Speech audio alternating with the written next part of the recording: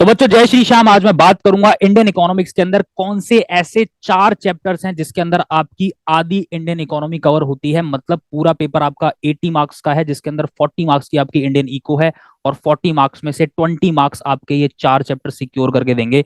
ध्यान से देखिए सर, कौन कौन से चैप्टर हैं। देखो, सबसे पहला चैप्टर है आपका ह्यूमन कैपिटल फॉर्मेशन, बहुत अच्छे से करना है इसको। सेकंड चैप्टर है रूरल डेवलपमेंट, अच्छे से करोगे।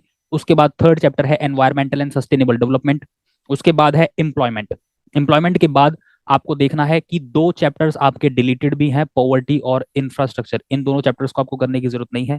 तो देखो, मैं इन चीजों पर ज्यादा फोकस क्यों कर रहा हूं। पर्पस सिंपल है कि बेटा आपका पूरा जो पेपर है वो 80 मार्क्स का है। ठीक है, पूरा पेपर कितने मार्क्स का है, थ्योरी का 80 मार्क्स का है।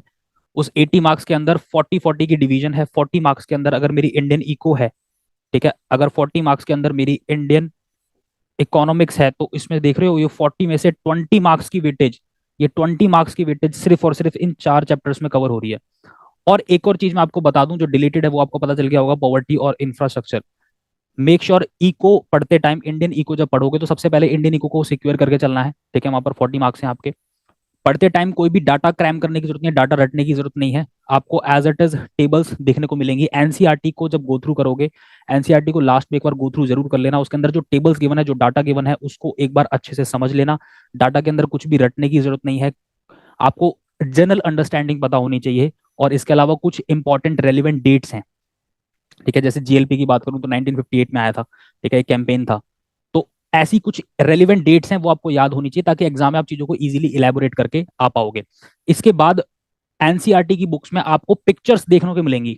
टॉपिक वाइज, चैप्टर वाइज आपको जो है पिक्चर्स देखने को मिलेंगी। उन पिक्चर्स को बहुत अच्छे से एक बार आंखों में बिठा लेना, नजरों में आपके होना चाहिए कि हाँ, ये पिक्चर्स हमने इस चैप्टर के अंदर देखा था। तो वो एज इट इज पिक्चर आ रही हैं एग्जाम में। ठीक है, अभी सैम्पल पेपर के अंदर भी आया था।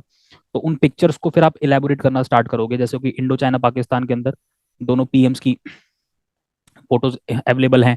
इसके अलावा मोदी जी के साथ 1000 का नोट है डिमोनेटाइजेशन के लिए, जीएसटी की कुछ इमेजेस देखने को मिल रही हैं। राइट, तो इस तरह की जो इमेजेस हैं वो एनसीईआरटी से अच्छे से देखोगे। इसके अलावा डाटा एनसीईआरटी का प्रिपेयर करोगे। डाटा के अंदर कुछ रटने की जरूरत नहीं है, सिर्फ आपको देखना है। ठीक है, गो थ्रू करना है डाटा को। और बाकी जिस बुक से आप पढ़ रहे हो तो जनरल थ्योरी आप वहां से प्रिपेयर करोगे।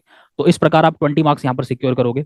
For more information stay tune with us. Thank you so much बच्चों, एंड जय श्री श्याम।